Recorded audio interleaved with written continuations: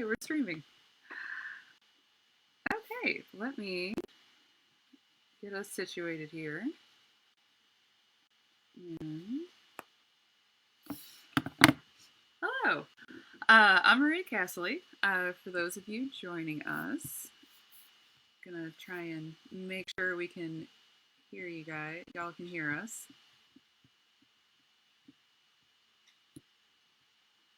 Let's see. This is always the fun part because we get to like wait 2 minutes while it everything updates. Let's see. We are officially on the Facebook page. You what? You're on. We're on. Yay! All right. I'm Maria Castley. I'm the Chief Archivist and Tours Manager of City Museum. This is Musings with Stephanie and Maria. For this week, we have... What? Lori's there. Hi, Lori! For this week, we have, there we go, Ann Johnson. She is a local artist. She's done she's done several pieces. She's worked with us at Beatnik Bob's and throughout City Museum. And she's also done some work outside of City Museum. So we're going to take a look at some of her work that she's done before, done at the museum, and then some of her work outside of around St. Louis. So let's see. Yeah, we got some people. Should probably get going. Thank you for joining us. I know this is super weird and awkward. So yeah, thanks to everyone while we're figuring all this out. But I think we're good to go. So do you want to maybe introduce yourself a little bit and say where you're from and a little bit about your background?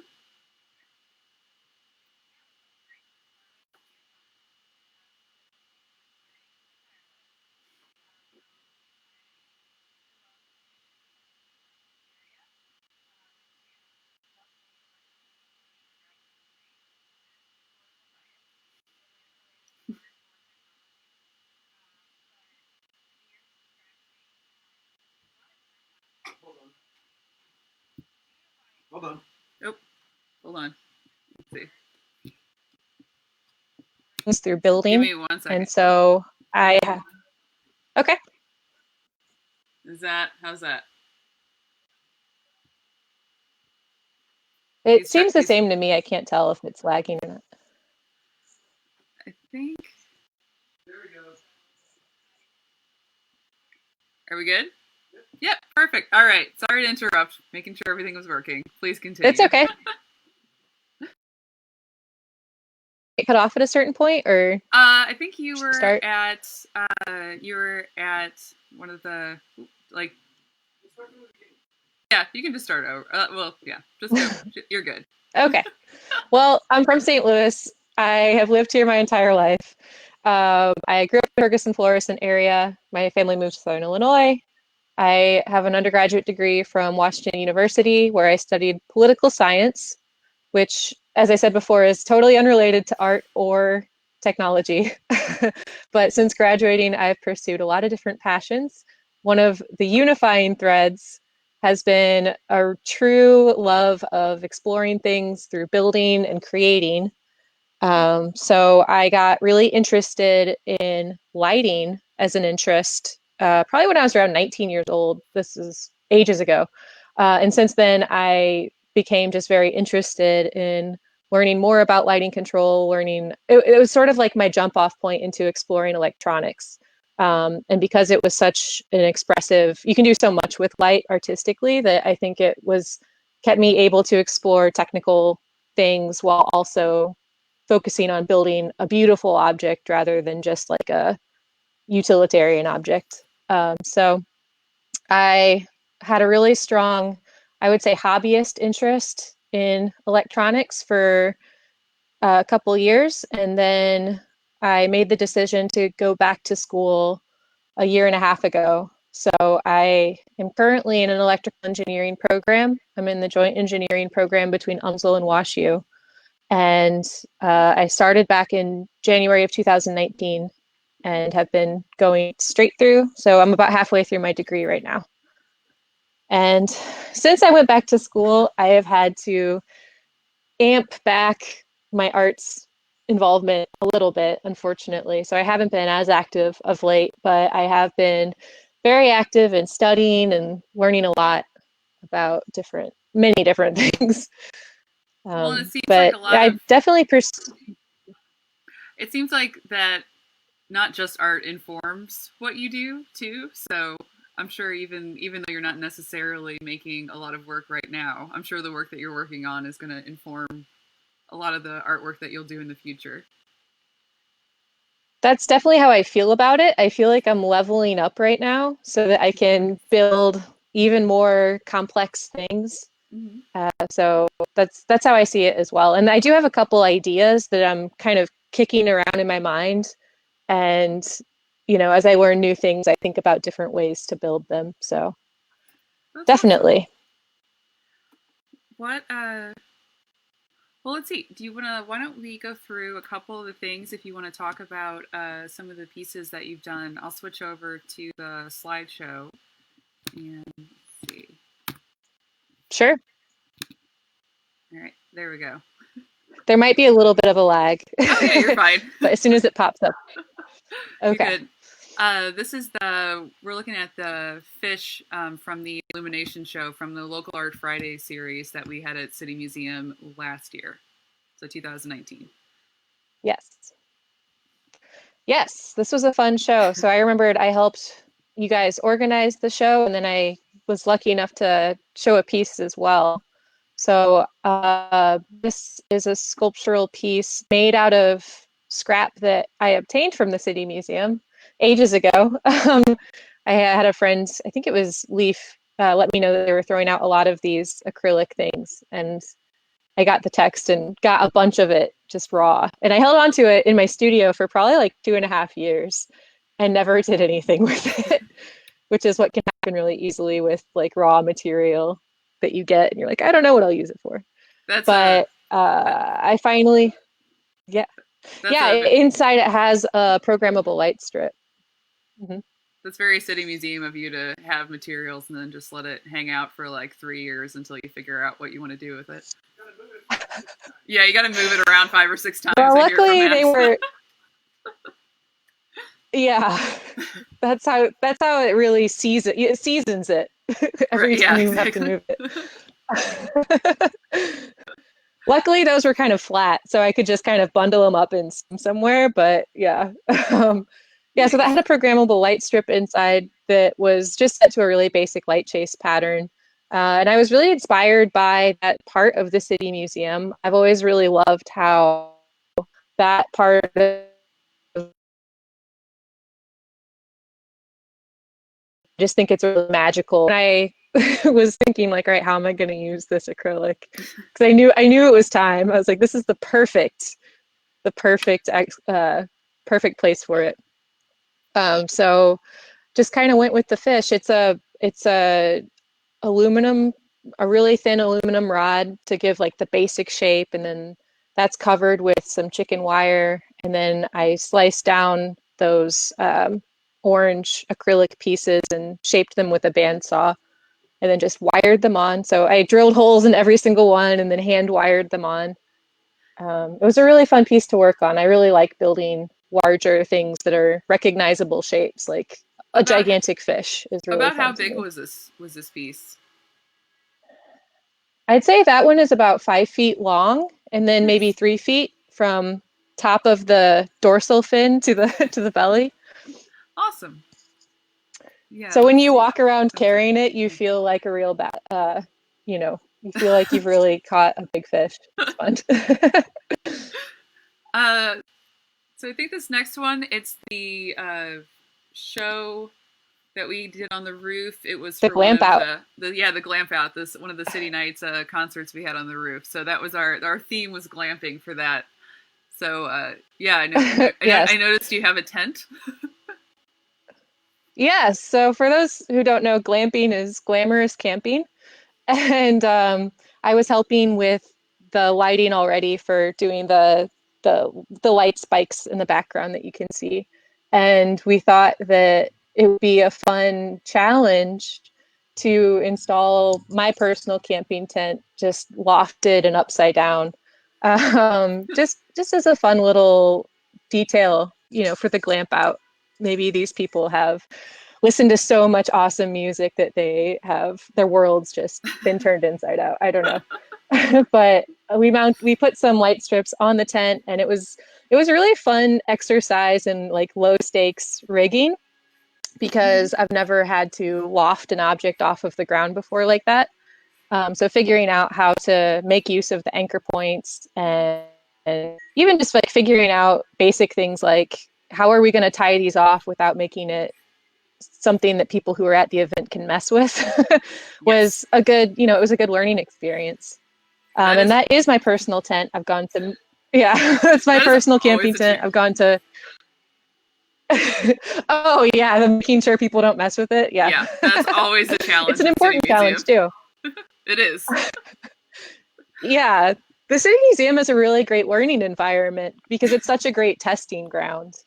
There are so many people there who are so curious and so excited to be there. It's really wonderful. My feelings exactly. So I thought that turned out really well. Me too. Yeah. It was really cool. Let's see. And then this next one, this is not up there anymore. We ended up having to switch that out, but this was, you guys put up some fiber optics above the cafe in Beatniks. Yeah. That was really fun. Go ahead. Oh no, I was gonna say, I think there was like a frame of fishing line, and then like you guys kind of weaved them over that. Yeah, exactly. We wanted it to look like it was kind of floating in midair, and so we used clear fishing line and created just like a little web where we knew we wanted the piece to be, and then fiber optic strand. These are sold mostly for those Starry Night ceiling kits, or I guess whatever else you'd want to use fiber optics for. But we just got some extra long fiber optic strands like that, and then wove them over the fishing line. And the fiber optic strands, they come coiled up, and they just retain a lot of that shape even after you unwind them. So it makes for a really fun, like sinuous shape to play with. It can be challenging though, because they do like to tangle. So you have to be gentle. It's like combing somebody's hair, kind of. You can't figured that out too hard. We figured that out when we had to pull them down. I was like, oh, big mess. Sure you did. Yeah. For those just joining us, this is Maria Castley. I'm speaking with artist Ann Johnson, and we're going.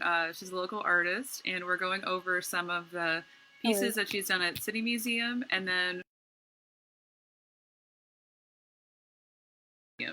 So I think for this next one, I'm going to switch over to a video. And this was a piece that was also in Beatnik Bob's. Let's see.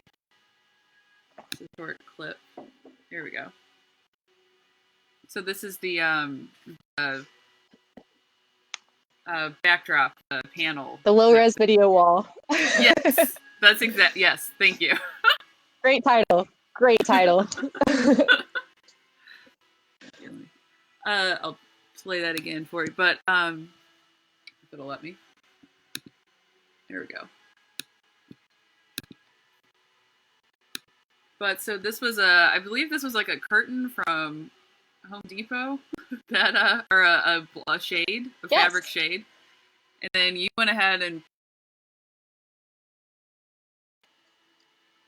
Yeah, this was fun to build. And I have to credit Max with the idea for using the accordion fold shade, which I thought was a brilliant thing to do. But we snipped the strings that would normally, for an accordion fold, it's like the type of shade that it has like a little like hexagon shape. And when it, extends and lowers, that just collapses. So we took out the tension strings and then, threaded through the addressable strips. Yeah, so you put individual LED strips through each of the little spaces, and then soldered them all together to where it would all be one, and then you could program it from the computer, which you can kind of see in the bottom right there. So That was very impressive. That was on the dining room table Yes. for a half second, but that was just like it turned out really well though. So I was Yeah, really it happy about required it. some surgery. Yeah, for sure. Let's look 3 at solders for every little edge. Yeah. yeah. This one, this is a video, some projection mapping that you did with the flowers. And I don't think Yes. this was. So this was a show that was at Mas Tequila Cantina, which was a venue on the landing that I was working with. My friend Charlie Stein was throwing some music shows down there briefly last summer. And he invited me to do some art installation for one of them. And this was a piece that I did for that. And it was a really fun exploration into projection mapping. I think that in this video particularly, a projection mapper named Neil Brewer is the one running the visuals. But the Lotus Flower itself was just a poster board and foam board, and I used a laser cutter. It's the same shape. Some of them are smaller, some of them are larger, but it's just the same teardrop shape. And then I arranged them all to create this lotus flower, which I thought it turned out really great. Love that one. Let's, I love projection mapping, and I know that Max have worked a lot on different projection mapping, and whatever I do know, I have been able to learn through sharing software with Max and experimenting with him. So that's been a really fun thread to go down. This one is one I called Broken Hearted, or no, Lighthearted. Can't remember my own very names. different sculptures, I'd imagine, but yeah. I know. This piece is called Lighthearted, and this is one of my older pieces. This is from, I think, 2016. And it was the first time I ever really explored with making like a larger shape and bringing in the LED strip lighting. And there was some coding to this one because it's a sound responsive sculpture. So, which I wish I had a video of this, but I didn't. But when, there's a sound, pulse that the microphone picks up, the light will go from, normally just like hangs out at the base, and then it kind of arcs up and goes down the shape. So it looks like lightning striking a little bit, which was a really fun effect. But this was for Arctica, which is an outdoor arts festival. Yeah, so you can see the bridge in the background. It's down by the Cotton Belt building, 2016. So this was a fun one because it was one of the first times I had to worry about power, like, best way to power electrical sculptures when you're off grid. So I think so. We'll go to the to the lightning bug. Sorry. Yeah, definitely. So this shows. I think this was this your first? I think I remember you telling me this was maybe your first neon piece. Nice. That's amazing. Absolutely. As one of two. So, as the purveyor of Vita Cobbs, I am very much into neon. So I was really excited when you were telling me you were working on this. Yes, it was a beautiful piece. It was my first neon piece, and it's so dear to my heart because it's not just neon, it's also a sculpture piece. I was really proud of how I made a 3-dimensional body for it to live in. I spent time doing some wire wrapping on the small inner wings, which you can't really see from this photo. But I was really proud of it. It turned out very well. And the head of the firefly is actually a little rotary switch. So, as it's on, it will blink on and off the way a firefly would. And it's one of my favorite pieces ever. Unfortunately, it's no longer working because I transported it. I know. I know. I took it out of town. I took it out of state to go visit some friends in Ohio for an art show they were doing. And I had just made this, and one of my friends had seen it and was like, "You should really bring that. It would be so good." And it, like, while I was taking it out there, I think that I didn't pack it properly. So I think that the glass got stressed out. And then when I was hanging it, like, there was just like one moment where I like dropped it just a little bit, and I tried to catch it, and I was like, My heart broke, Well, but it's okay. you know I how to still make I it still have for the again. sculpture and I Yeah. still have the pattern. Oh yeah, yeah. It's just, I got to get back to The it. we'll do the little But close yeah, I up was you really proud of said that of one. there. So this is the close up Yes, of the actual like neon piece that the you glowing have done. butt. Yes, the glowing butt of the of the firefly. Um, Yeah. let's see, there we go. Uh, yeah, that's really cool. Ah, So yes, there it you is. said Yeah. was that your you said there were two neon pieces that you've done? Yes. Yes. And this is during the burning in process. So that's not what it looked like at the end. This is kind of dimmer, but Mm-hmm. that's part of the process. You have to like leave it on and it burns in for several hours and then it's fully ready. But the second piece I did was an arrow for Farfetched music label. So Farfetched has been working with Tech Artista. I think they're in a space that Tech Artista owns in the Grove, and they Darian over at Farfetch wanted a cool neon sign to have around the studio, and he knew that I was working with neon because I think we'd been talking around the time that this Firefly was happening, and he was really kind to commission me to make something, and also very understanding because it took me a long time to finish his sign, but it was a huge learning process, and I'm really proud of that, and glad I'm able to be in their space in that way. So, and that piece is still operational. The arrow still works. That's good. Still working. Yeah. I think the last Okay, and then I think mhm. this is the last slide that I have for you was the palm tree slide. Yes. Yes, the palm tree. So this was for a show that I did in collaboration with Sailor Surcamp, a wonderful woman in St. Louis who is very artistically gifted herself. She DJs. You should check her out. She was pulling together a show at the Cortex of all places.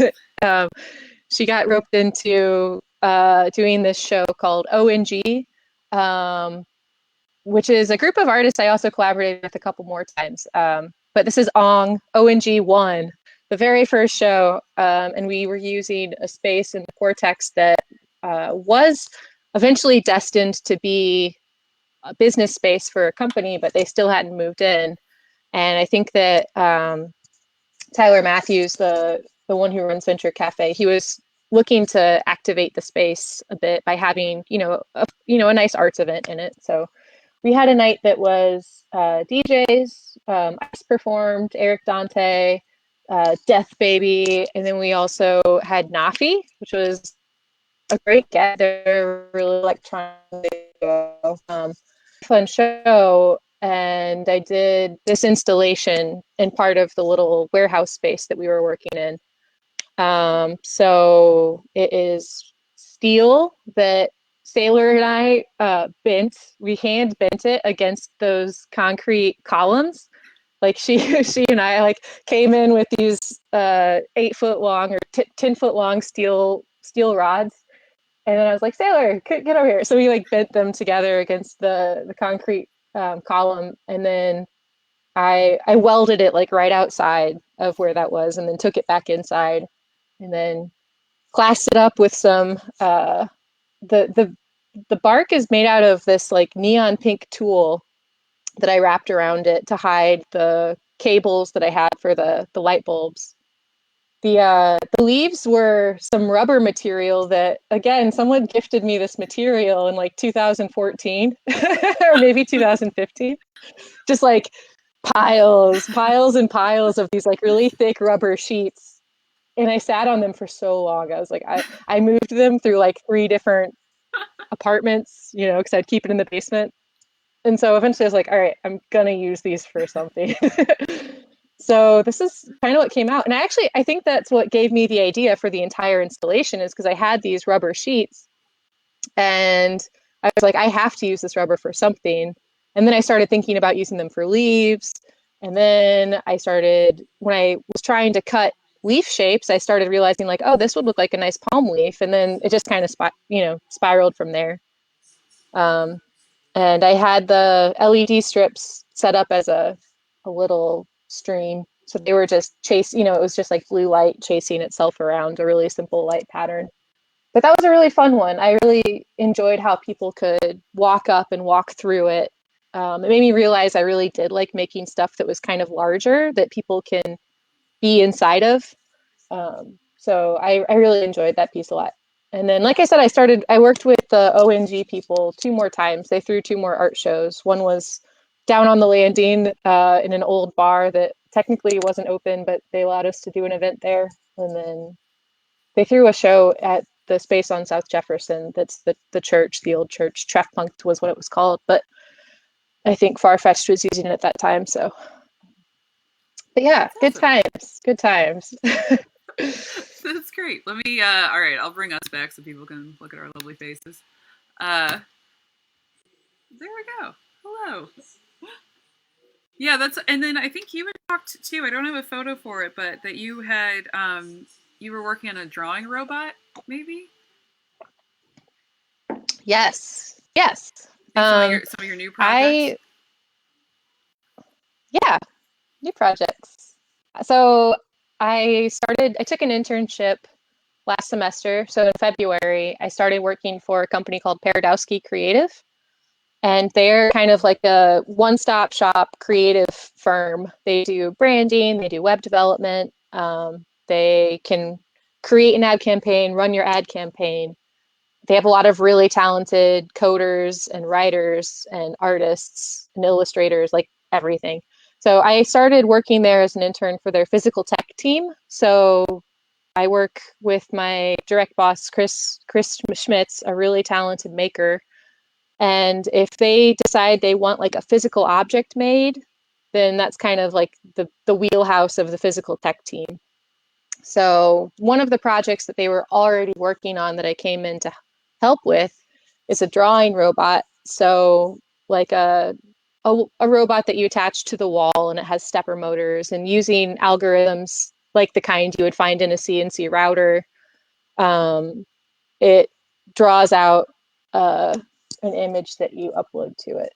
So that's really fun. I'm learning a lot about vector graphics and how to handle them in code that I never knew before. And it's making me code more, which is really good because I tend to be more of a hardware builder. So being forced into being more fluent with code and being able to read code and understand it faster has been really good. Yeah, it's still ongoing.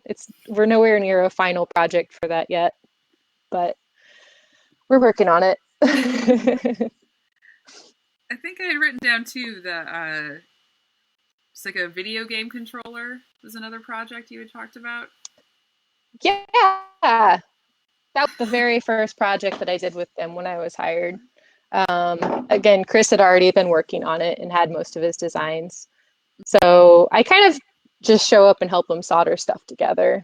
And I'll give him like a sanity check. He'll be like, hey, can you look at this circuit? Like, does this look right? And I'll be like, yeah, this looks great. As somebody that has And headed several projects, that is always super helpful to have, is somebody to be like, I'm not crazy, this is working, right? You know, and then yeah, they're like, oh, we can proceed. the am I crazy check is so crucial. 100% is. That's Yeah. awesome. Are there any other, like, you talked about maybe like some future goals that you have, or some like projects that you aspire to finish, perhaps? Yes, there are some things that I have. Well, I have a lot of visions for a lot of different projects, but I try not to talk about them until I get closer to knowing where they're going and like if they're going to happen or not. I know that personally, I have a lot of goals for what I want to learn. Like before the end of this year, I want to print my own circuit board. Like I want to build a circuit board from the ground up, and I'm working on that. So hopefully that'll start. Uh, Hopefully I'll keep on advancing with that. I'm taking a class online where I'm learning a lot about chip logic, like computer chip logic. So that's something I'm working on that's been really interesting in my free time. And let's see, I am interested in like audio signals audio signal circuitry. I'm trying to learn more about it. I don't know much. So I am reading about it, I'm learning about it, trying to understand it. I took a really interesting class called Electrical Networks last semester, where I got a little bit more of a formal training in things like op amps. And I think I finally understand inductors, like a little, like, I don't want to say fully, but I get them now. And this is big because a lot of times with electrical things, like I'll have like a working knowledge where I'm like, I don't totally get what this is, but I know what that squiggle means, and I know that I can't do this because that squiggle's there. But You can piece it I've been together. learning more and more, and yeah, so I'm working on my circuit design that I want to turn into a circuit board. So that's like a project that I'm doing, and I've been trying to learn more about deep learning, which is like machine learning stuff. That's a separate thing entirely, but I've been really interested by that. So I've been doing a lot of research on that recently. I don't know how that relates to art. I don't know if it does, I but feel that's what like I'm it working does. on. You know, I mean, like, I feel like it does a lot, actually. I feel like it's sometimes I think that can, because you're not limiting yourself to what they teach you in art school and stuff like that. Sometimes I think some of the there can be some really interesting work that comes out of not like that art school silo. As somebody who went to art school, nothing against it, but yeah, there's definitely like an art school You said silo. But yeah, so totally loved my program and everything like that. But that is one of the things that I really have always been interested about your work, is how it's sort of like you like worked around, like you worked your way around to art rather than just like going straight for it, you know. But then like a lot of, and I also really like how interactive a lot of your pieces are too. I think that's something like really special, and I think that kind of speaks to a lot of the like city museum aesthetic as well. Is it's not just one, like it encourages you to interact with the pieces, and yeah, I think that's very very city museum, not strictly city museum certainly, because you've done a lot of work outside of that, but I think that's why it fits so well. Sure. That's why we've always really liked working with you through some of the pieces that we've been able to do together. Thank you. Hopefully and I gotta say, like, yeah, I'm from St. Louis, and I've been going to the City Museum since I was 7 years old. And so fair. I know for a fact that immersive environment definitely like has a thumbprint on my creative brain. So I've loved working with you guys as well. And whenever I figure out how to make a deep learning art project, you guys will know. Oh, we're working on some programming, so we'll have to talk. I know you're always busy with a lot of your, since you have a lot of irons in the fire and a lot of projects that you always have going on with school and everything. But we'll, yeah, we'll be in touch because we've got some ideas. Aaron says there's a lot of old stereos from Goodwill that you can go to once everything reopens, and maybe get some more sound equipment from there. So I'm super into it, and I am at that phase now where I was collecting old sound equipment, and then I had to stop because I had too much of it and I wasn't doing anything with it. And so I had to stop, and I pulled myself back, and I'm like, all right, it's like you have to finish what's on your plate before you get more. Yeah. So, but now I'm at a place where I'm like in a structured way, exploring, trying to understand all this circuitry. So I'm hoping that soon I do want to get more large speakers. So that's a great idea. That would be really fun. That's a great idea. Yeah, like as there's a theme, you know, collecting, like, oh, well, I'm sure we'll use this for a project at some point, and then like, yeah, 5 years down the road, you're like, perfect, I found something. This is great. But then 5 years later, it is so awesome. And then people are like, how did you do that? How did you just have that? That's amazing. A studio is like a magic pocket where you keep it's the all Mary of the Poppins art supplies you've been hoarding. in art studios. The Mary Poppins bag of I totally get that. Great. Well, Yes. I really appreciate you taking time to come and talk with us. I'm a big fan of your work, as you know, and I'm looking forward to what you're doing next, and I will let you go. But yeah, thank you again so much for talking with us. What'd you say? Yeah, thank you so much. Max says bye as well. He's in the other room making sure everything's Bye, Max. working. Yeah. All right, awesome. Well, we're gonna. Yeah, I let you really guys go. appreciate it, and thank you. Yeah, we'll let you go, and I will. We'll be back on Friday at 4 p.m. and then Max and I will be back at 7 on Friday. So we will see you guys then. All right, bye. Bye.